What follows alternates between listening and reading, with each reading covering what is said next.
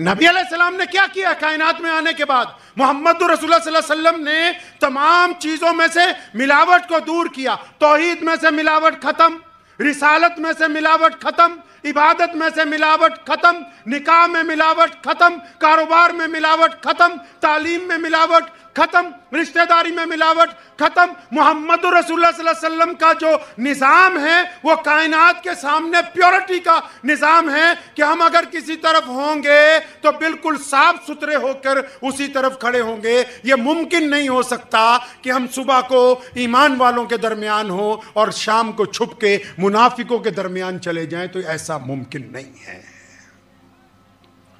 ایمان والوں اور منافقوں کی بات آئی تو مجھے ایک صاحب نے ایک دن کسی مولوی کا نام لے کے کہا کہ وہ کسی بڑی جماعت میں ہیں اور ہمارا تو اس جماعت سے بنتا نہیں ہے، سیاسی جماعت ہے کوئی تو اس میں ہے، وہ ان کے ساتھ پھرتے ہیں. تو میں نے کہا کہ وہ تو بہترین آدمی ہو سکتا ہے. کیوں؟ کیونکہ چاہے ہمارا کسی سیاسی جماعت سے تعلق نہیں ہے تو ہو سکتا ہے کہ ہمیں وہ اچھا نہ لگتا ہو، لیکن وہ ان سے اچھا ہے جو رات کو دشمنوں سے جا کر ملتے ہیں اور دن میں ہماری امامت کرتے ہیں، وہ ان سے بہتر ہے. اللہ اکبر.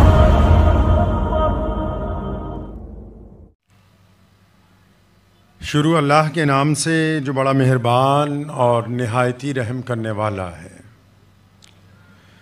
تمام احباب درود پاک پڑھ لیجئے. اللہم صلی علی محمد وعلی آل محمد کما صلیت علی ابراہیم وعلی آل ابراہیم انکا حمید مجید. اللہم بارک علی محمد وعلی آل محمد کما بارکت علی ابراہیم وعلی آل ابراہیم انکا حمید مجید. ایک یقین تھا دل میں کہ خدا تو سنتا ہے جب کوئی دوسرا نہیں سنتا. ایک یقین تھا دل میں کہ خدا تو سنتا ہے جب کوئی دوسرا نہیں سنتا. بالآخر مجھ پہ یہ راز کھلا، کیا وہ سنتا ہے کیا نہیں سنتا. وہ سمیع و بصیر ہے لیکن بے عمل کی دعا نہیں سنتا. یہ فیصلہ ہے دین فطرت کا، یہ فیصلہ ہے دین فطرت کا، یہ فیصلہ ہے دین فطرت کا کہ بزدلوں کی خدا نہیں سنتا. خانہ کعبہ کے باہر نہ ایک درخت کے ساتھ سیدنا عمار بن یاسر رضی اللہ تعالیٰ عنہ کو باندھا ہوا ہے، اور ابو جہل، عتبہ اور ولید یہ 3-4 لوگ سیدنا عمار بن یاسر رضی اللہ تعالیٰ عنہ کی پٹائی کروا رہے ہیں. عمار بن یاسر کون ہے؟ غلام ہے. اور کس کے بیٹے ہیں؟ یہ پوری کائنات میں اسلام کی جو طاقتور عمارت آج وجود میں آئی ہوئی ہے، جس کے لیے محمد رسول اللہ صلی اللہ تعالیٰ علیہ وسلم نے جب اعلان کیا کہ آؤ اللہ کے راستے میں کون ہے جو مال دے، اپنا جان دے، جسم دے، وقت دے.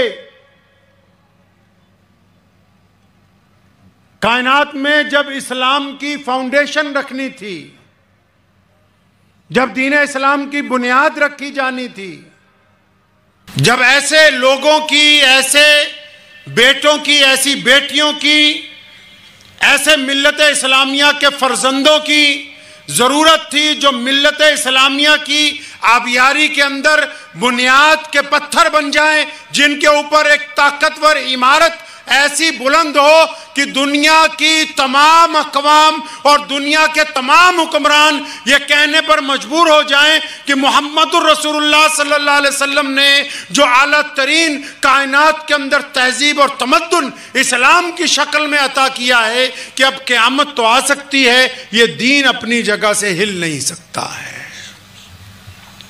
تو جب اس کی بنیاد رکھنے کی بات آئی تو نبی علیہ السلام کی آواز پر جن لوگوں نے لبیک کہا، عمار بن یاسر ان کا بیٹا ہے.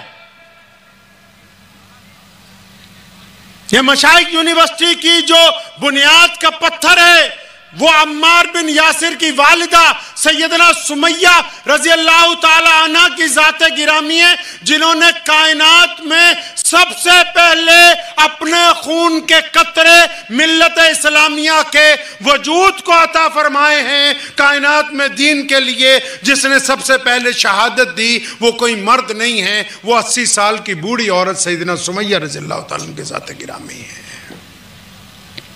اتنی بڑی ماں کا بیٹا ہے، اور باپ بھی کوئی چھوٹا آدمی نہیں۔ ماں تو شہیدوں میں سب سے اولیت لے گئی، مردوں میں بھی عورتوں میں بھی اسلام کے لیے قربانی دینے والی سب سے پہلی خاتون، اور خاتونوں میں نہیں سب میں ایک نمبر ہے۔ اور باپ بھی مردوں میں سب سے پہلا شہید بن گیا۔ اب اس بیٹے کو ایک درخت سے باندھا ہوا ہے، ابو جہل ناراض ہے۔ ابو جہل ناراض ہے کہ بھائی ماں باپ تو تمہارے مارے گئے، اب تم اسلام نہیں چھوڑ رہے ہو، تو چنانچہ اس کی پٹائی ہو رہی ہے عمار بن یاسر رضی اللہ تعالیٰ کی۔ تو رواج تھا عرب میں کہ جب بڑے لوگ چلتے تھے تو ان کے خریدے ہوئے غلام ان کے ساتھ ساتھ چلتے تھے۔ تو چنانچہ امیہ کا گزر ہوا وہاں سے، ادھر درخت کے ساتھ بندھے ہوئے عمار بن یاسر، ان کے درے مارے جا رہے ہیں، اور ادھر امیہ گزرا۔ تو یہ بدبخت جو امیہ ہے یہ نبی علیہ السلام کا دشمن بھی ہے اور سیدنا بلال رضی اللہ تعالیٰ عنہ کا مالک بھی ہے۔ اب جب امیہ وہاں سے گزرا تو ابو جہل نے دیکھا کہ امیہ اپنے طاقتور غلام کے ساتھ جا رہا ہے، تو اس نے آواز ماری۔ تو دونوں دوست تو تھے ہی یہ آپس میں ایک دوسرے کے مجرمانہ کارروائیوں کے شریک تھے۔ تو اس نے پوچھا ہاں بھائی کیا بات؟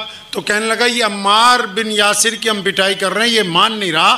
تمہارا یہ جو غلام ہے بلال یہ بڑا طاقتور ہے، 6-7 فٹ اس کا قد ہے، بڑا طاقتور جسم ہے اس کا، تو اس حبشی کو بولو کہ یہ درہ اٹھائے اور عمار بن یاسر کی کھال ادھیڑے،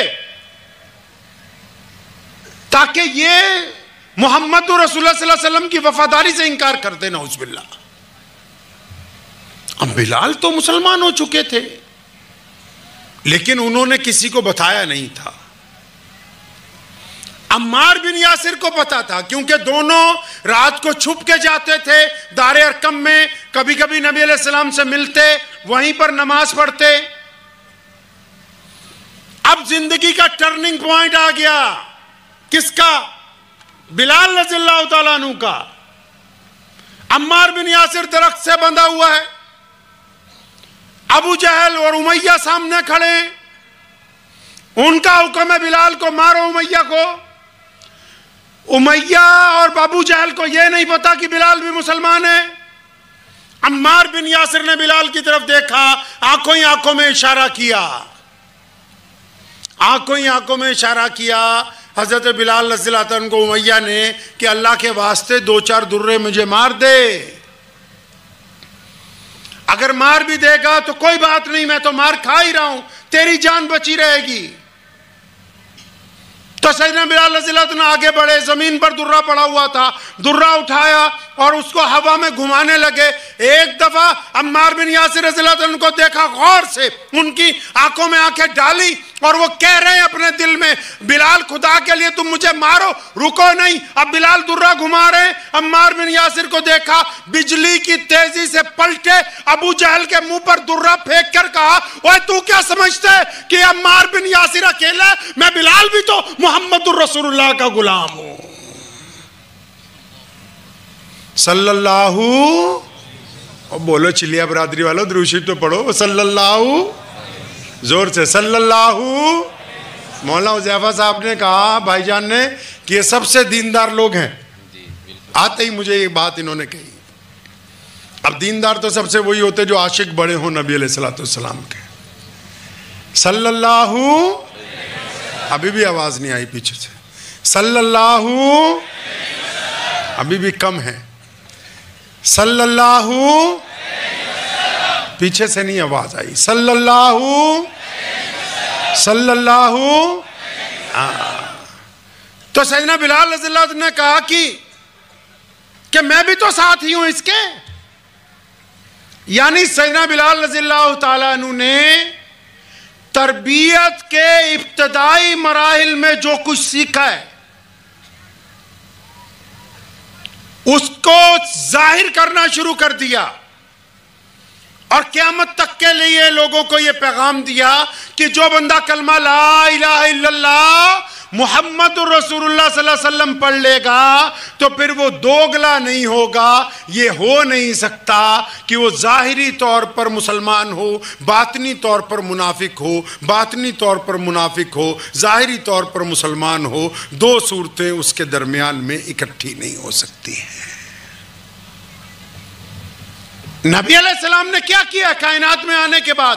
محمد رسول اللہ صلی اللہ علیہ وسلم نے تمام چیزوں میں سے ملاوٹ کو دور کیا۔ توحید میں سے ملاوٹ ختم، رسالت میں سے ملاوٹ ختم، عبادت میں سے ملاوٹ ختم، نکاح میں ملاوٹ ختم، کاروبار میں ملاوٹ ختم، تعلیم میں ملاوٹ ختم، رشتہ داری میں ملاوٹ ختم۔ محمد رسول اللہ صلی اللہ علیہ وسلم کا جو نظام ہے وہ کائنات کے سامنے پیورٹی کا نظام ہے کہ ہم اگر کسی طرف ہوں گے تو بالکل صاف ستھرے ہو کر اسی طرف کھڑے ہوں گے۔ یہ ممکن نہیں ہو سکتا کہ ہم صبح کو ایمان والوں کے درمیان ہو اور شام کو چھپ کے منافقوں کے درمیان چلے جائیں، تو ایسا ممکن نہیں ہے۔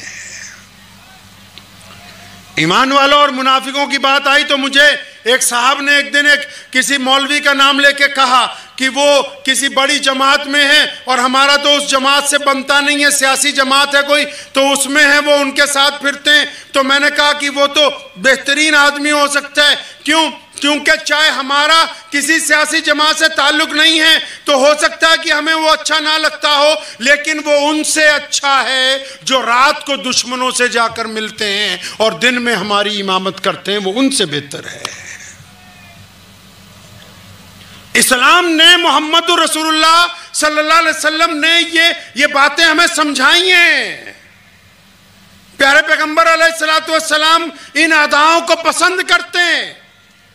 اب بلال رضی اللہ تعالیٰ عنہ کی پٹائی ہونے لگی، اب اس حد تک پٹائی ہوئی کہ زخمی ہو گئے، بے ہوش ہو گئے، گھر والوں کو پتہ لگا، بوڑھی ماں نے کسی طرح اٹھوایا، گھر لے گئے۔ اب بلال نے روز کا کام پکڑ لیا، اب بلال رضی اللہ عنہ نے ڈیلی کا کام پکڑ لیا ہے۔ روز جب گھر سے نکلتے ہیں تو گلی میں نعرے لگانے لگتے ہیں، لبیک یا رسول اللہ، محمد رسول اللہ زندہ باد۔ اب بچے پتھر مار رہے ہیں، بلال احدن احدن کے نعرے لگا رہا ہے۔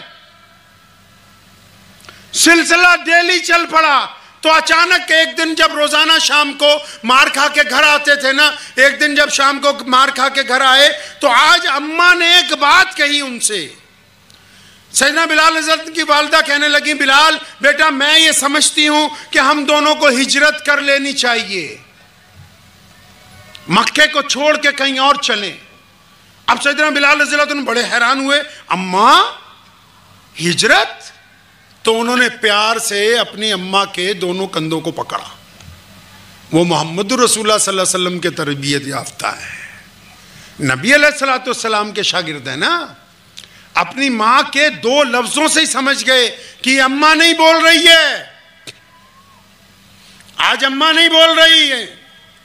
بڑی محبت سے اپنی ماں کو کہنے لگے، اماں جی یہ جو آپ نے مجھے ابھی مشورہ دیا کہ ہم ہجرت کریں، اماں ایک بات سچ سچ تو بتا، یہ تجھے بات سمجھائی کس نے؟ آئیڈیا کہاں سے آیا؟ ہم تو غریب ہیں، ہجرت تو تب ہوتی ہے جب پہلے سے پلاننگ ہو، ہجرت تب ہوتی ہے جب وسائل ہوں، ہجرت سارا کچھ طے کرنے کے بعد کی جاتی۔ یہ تو نہیں ہو سکتا کہ میں اچانک آؤں، آپ کہو بھی چل سامان باندھ ہم تیار ہیں ہجرت ہوگی، نہیں، یہ کسی نے بات سمجھائی۔ تو اماں اور خوش ہو گئی ان کا یہ سوال سن کے۔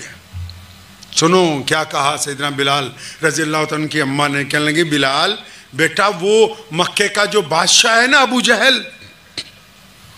اب بلال رضی اللہ عنہ چونکے، اچھا اماں ابو جہل ہے بادشاہ مکے کا، کہ اس کے جو وزیر ہیں سارے، عبداللہ بن جدان، عتبہ، ولید، ابو لہب، وہ جتنے ہیں بڑے بڑے چودھری، ہاں اماں وہ سارے ہی آج تمہاری ماں کے پاس آئے تھے۔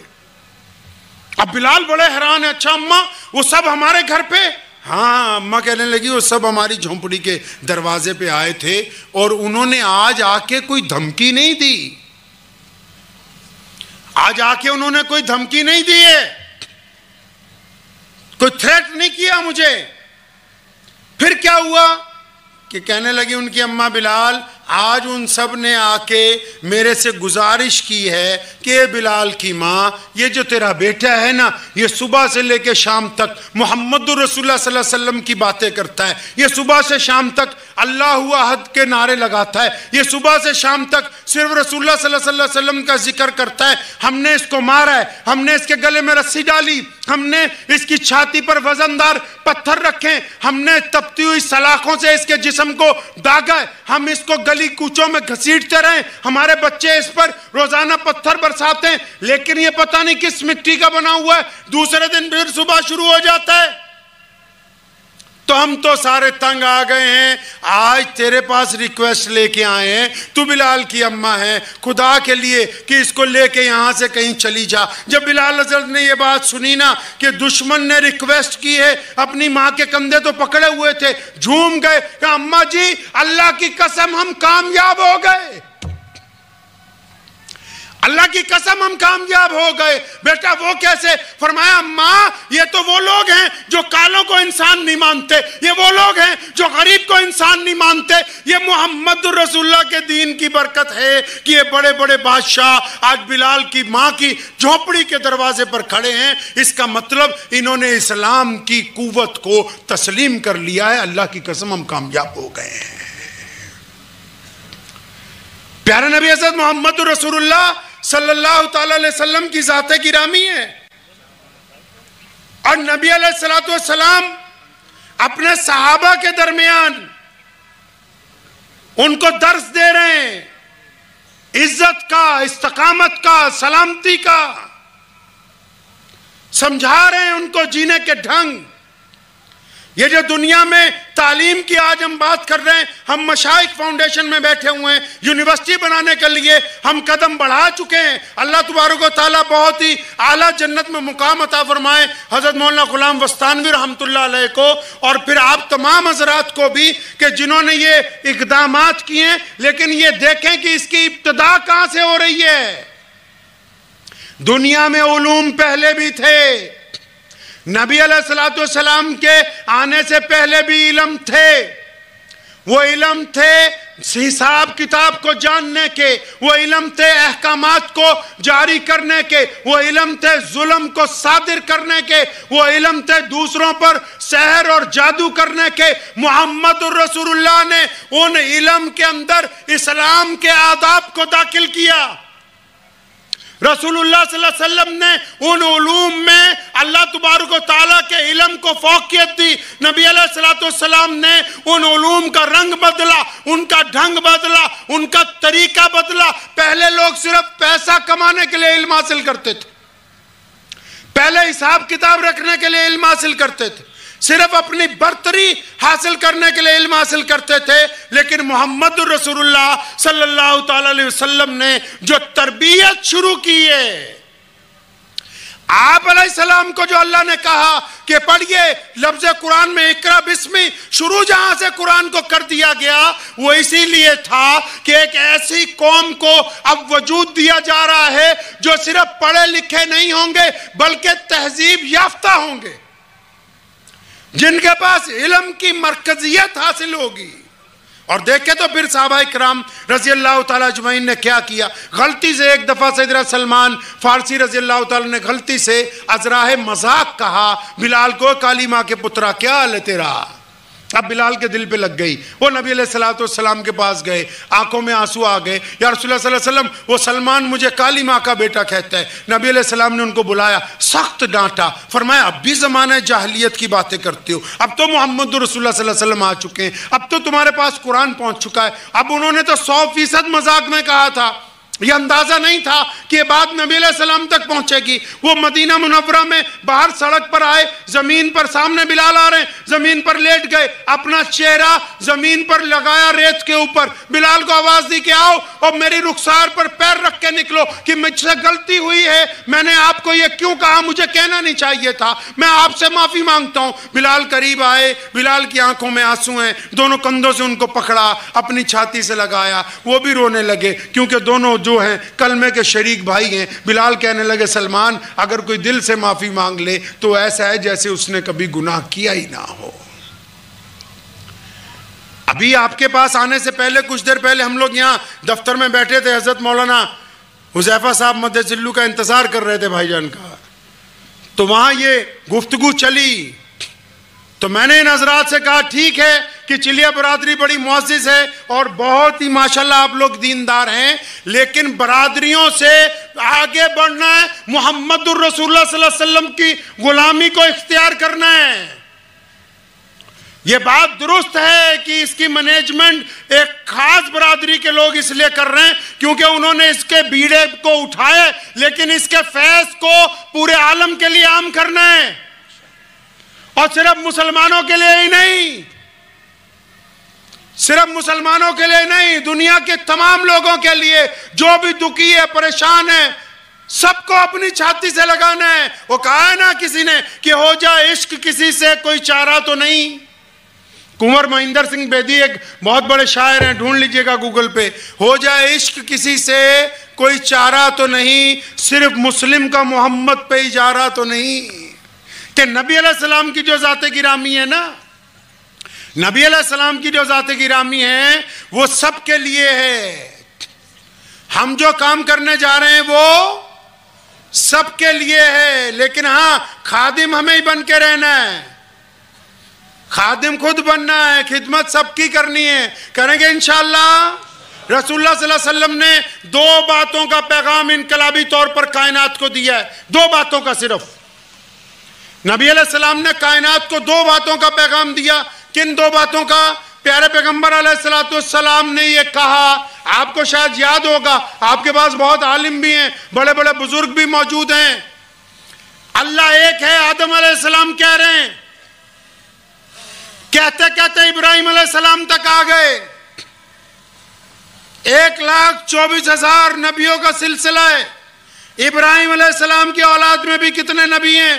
سب نے کہا اللہ ایک ہے، لیکن محمد الرسول اللہ صلی اللہ علیہ وسلم نے جب اللہ کی وحدانیت کی بات کی، رسول اللہ صلی اللہ علیہ وسلم نے جب یہ کہنا تھا کہ اللہ ایک ہے تو 2 لفظوں میں 2 ٹوک کہا کہ اللہ کو جو لوگ مانیں گے وہ محمد الرسول اللہ کے وفادار ہوں گے، اور کان کھول کے سن لو کہ جو رسول اللہ کے وفادار ہوں گے، اگر اللہ ایک ہے تو کائنات کے تمام لوگ عزت کے معاملے میں، وقار کے معاملے میں یہ بھی ایک ہیں۔ کسی ماں نے کوئی ایسا بچہ پیدا نہیں کیا جس کی برادری کے نام پر عزت کو آپ کم کر سکتے ہو۔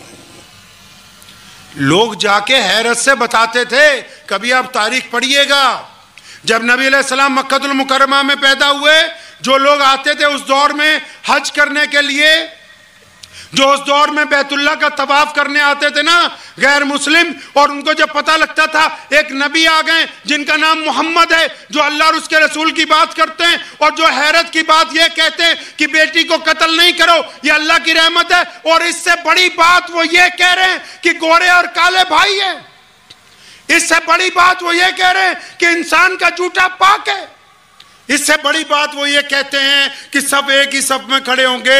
تو آپ کبھی تاریخ پڑھیے گا، وہ یمن میں جا کے، وہ کیسر و کسرا کے پاس جا کے، وہ ہندوستان تک آ کے لوگوں کو اکٹھا کر کے بتاتے تھے بھائی ایک ایسا نبی آ گیا کائنات میں جو یہ کہتا ہے کہ تمام انسان ایک برابر ہیں، انسانوں میں کسی ایک کو دوسرے کی وجہ سے ذلیل نہیں سمجھا جا سکتا ہے۔ مجھے امید ہے کہ آپ کو یہ ویڈیو پسند آئی ہوگی۔ اگر پسند آئی ہو تو یہ آپ اپنے دوستوں کے ساتھ شیئر کریں اور اس چینل کو سبسکرائب ضرور کریں۔